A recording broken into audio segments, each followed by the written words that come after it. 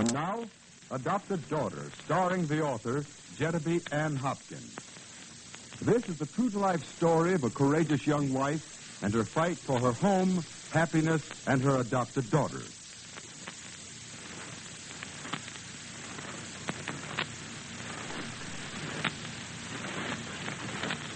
Attention, please. If you have daughters 3 to 14 years old, you can't afford to miss what I'm going to say. For today, I announce for the last time one of the greatest shopping events this fall, a nationwide showing of genuine Sonny Tucker dresses for girls, the dresses famous from coast to coast for their superb style and outstanding value. All week, thousands of women have crowded J.C. Penney stores to see this fall showing, and they've gone away delighted with the stunning new fall styles, the bolero, skating and swing skirt models designed for graceful motion, the novel Dutch boy and peasant styles, and the lovely princess numbers, so enchantingly feminine in almost any fabric. Many fell in love with the smart fall prints, brilliant in stripes and checks and plaids. Others liked the plain-colored poplins, broadcloths, and percales in the handsome new shades of heather rose, skipper, aqua, and bittersweet. And most of these numbers are marvelously washable. In fact, they are actually refreshed by laundering. Now, one reason these Sonny Tucker dresses are so famous is because they were actually inspired by many of the most expensive girls' dresses shown this fall. Dresses costing many times more than the price of these. Yet, these stunning dresses are only 98 cents apiece. Just think of it. 98 cents apiece. You couldn't afford to make a dress for that, and you could hardly make it any better. For the strong, wide seams and extra deep hems, the hand smocking and embroidery, the skillful pleating is typical of the painstaking and expert workmanship in these dresses. I can't begin to tell you how really lovely these dresses are. But if you want the thrill of having other mothers turn to look at your daughter and say, there goes one of the best-dressed girls in town, then I urge you to see this display without fail. Come to your J.C. Penney store immediately after this program today. This event will prove to you it pays to shop at Penney's. It is bringing styles you may never see anywhere else. Remember, sizes are 3 to 14 years.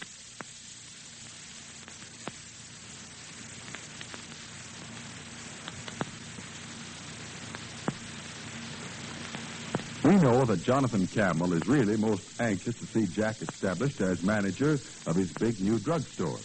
And yesterday, Campbell was surprised to see Jack and Uncle Charlie Reynolds walk in as though for a friendly chat, perhaps to even acknowledge defeat. A few minutes later, we find both Uncle Charlie and Jack leaning over the front counter of Campbell's place. Jonathan Campbell says, I thought you probably wanted to talk to me alone, Jack. That's why I sent Dolores into the back room. Oh, it didn't make a great deal of difference to me whether she stayed or not. Well, my belief has always been that women and business don't mix well. Isn't that so? Yeah, nice-looking store you got here, Camel. Yes, sir. It's fancier-looking place as I've seen in a lot of the big towns. You'll live to see the day, Charlie, when this town is big enough to support 2 or 3 drugstores this size. Yes, sir. Yes, sir. Wouldn't be surprised if you're right. No, sir. No, sir. Wouldn't be surprised at all. Yeah, it makes my place look a little dingy by comparison. Doesn't it, Charlie? Well, we can't all have everything. Yes, sir. You about got everything in here. My goodness. Jack, have a look at this here fountain, would you? Oh, I've already given that once over. I don't mind saying it makes me a little envious, Mr. Campbell. Oh, that cooling system of mine over there isn't worth a dime. I'm sorry to hear that, but now Dolores said that... And would you look here, Jack? Even got radios for sale. Yeah. Well, can you beat that? And you just didn't pass up nothing, did you, Camel? Say them. Comfortable eating booze. You serve lunches, too? Yes, Jack, you wanted to talk to me. Why, yes, Mr. Campbell. You see... Pardon me a moment. Camel Drug Company. Hello, Mr. Campbell. Yes? This is Mrs. Jangles. Is my husband there? Why, yes, he just got here a few minutes ago.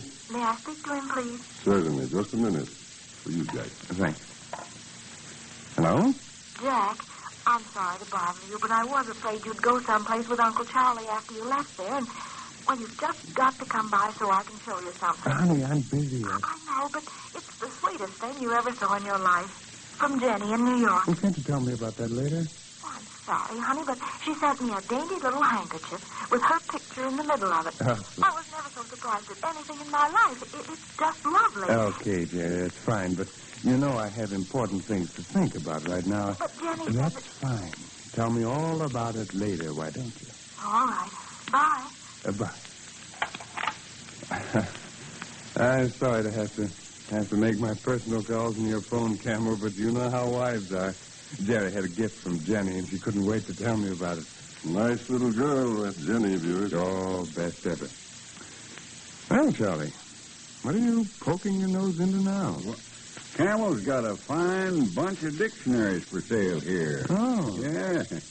No, I always make it a practice to pick up every dictionary I get my hands on. Yeah? I always find a brand spanking new word every time I open one up. Yeah. Just come across one now never heard before. Oh, what is it? You know, I ought to get my glasses on before I go reading this fine print. Irrefragable. Huh? Let me see that. Irrefragable. Yeah.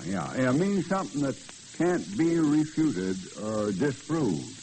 You know, like that paper you got in your pocket, Jack. Oh. Yes, I guess that'd be irrefragable, wouldn't it? Think you're right at that. Jack, I'm rather in a hurry to get back to Grove City, so if you'll... Say, you got a regular library here, Camel.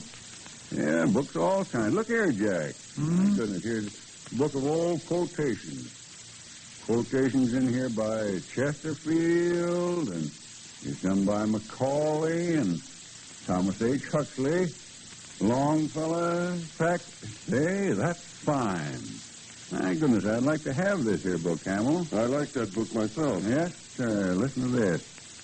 By gnawing through a dike, even a rat may drown a nation. Rat. Yep. That's what Burke wrote about perseverance. Yeah, and Holland says on the same subject... Mr. Reynolds, maybe you'd like to take the book over there in the booth with you while Jack and I have our little visit. Oh, no. Don't bother about me. Holland says here, there is no royal road to anything. One thing at a time and all things in succession. That which grows slowly endures.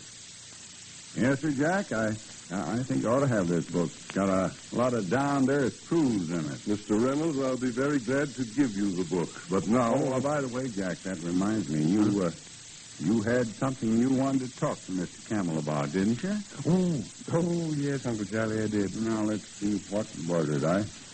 I plumb forgot. I got so interested in them blame books of his. It was something about, say, Camel, you still planning on opening up the swimming pool on Monday? Of course.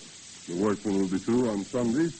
I'll have a lifeguard there by 9 o'clock Monday morning. The place will be open to the public. No, you don't say. Well.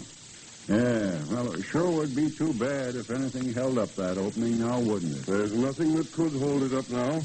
I must say, Jack, I'm sorry if this business of opening the pool has in any way held up your bridge tournament. Oh, no. That was a clever idea of yours. Oh, thanks. But it's not doing so badly. Getting new entrants every day. Of course, you can't blame people for wanting to go swimming in weather like this rather than staying indoors and playing bridge. Oh, no. There's nothing like a good swim on a hot day. Yeah. Boy, wouldn't people in this town be disappointed if that pool didn't open up on Monday. Yeah. What are you getting at? Oh, they'd certainly never forgive you, Camel. But I tell you, the swimming pool will open. Why, I've already given away over $100 worth of coupons that are good for admission to that pool. $100? My goodness, sure would put you in the spot, wouldn't it, if them people was to think that they was duped. Would you two mind talking sense? I realize you came over here for a purpose, but I would like to know what it is. I had hoped, Jack, that you were ready to acknowledge defeat and might consider a job here with me in the store. Tell you the truth, I'm not very pleased with Warren's work as a manager. Mighty fine of you, Camel, but I'm still working for myself. Oh, say, by the way, Mr. Camel, you got that swimming pool land from Axel Sorensen, didn't you? Yes? Well, now, we ain't questioning your title to the land, Tall? No, not for a minute. No, we know that's all right. Yes, we found that out. There's no getting around it, Camel. You certainly outsmarted some of the people in this town into thinking you was a public benefactor building that pool when all the time you was doing it for your own advantage. But that's neither here nor there, as Huxley says.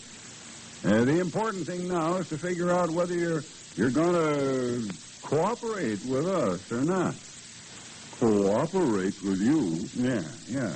So you can really open the pool Monday. Yes, you see, Mr. Camel, you can't open up without our consent. Are you crazy? No, not at all. You have a clear title to your land, but what you didn't find out was that due to an old survey, there's a piece of land, a narrow strip, running completely around the Sorensen property, which doesn't and never did belong to him. What kind of a put-up job is this? No put-up job at all, Camel. You can get all the facts for yourself by going over to the courthouse and checking back on them old surveys. That's right. Yeah. I'll admit it's kind of tough on you. It's like having an island in the middle of the ocean and no boat to get out to it. Well, who owns this supposed land that you're talking about? Dina Simpson. What's that? Don't get excited. It won't do you no good going to see her. Jack's got the power of attorney from her. Yeah. And that, as Mr. Webster says, is irrefragable. Irrefragable. Why, I don't believe any of this. It's a lot of nonsense. Nonsense or not, anybody who crosses that piece of land, Dina Simpson's, to enter your swimming pool is going to be trespassing. Yes, sir. Yep. And you're going to find yourself in an awful mess of trouble getting it all cleared up. You know, if we were to get downright obstinate, like you are, we could keep people from going in that pool from now on till kingdom come. Yes, Camel. It looks like you'll have to play ball with us, whether you want to or not. Yep. Your next move, Jonathan. What's it going to be?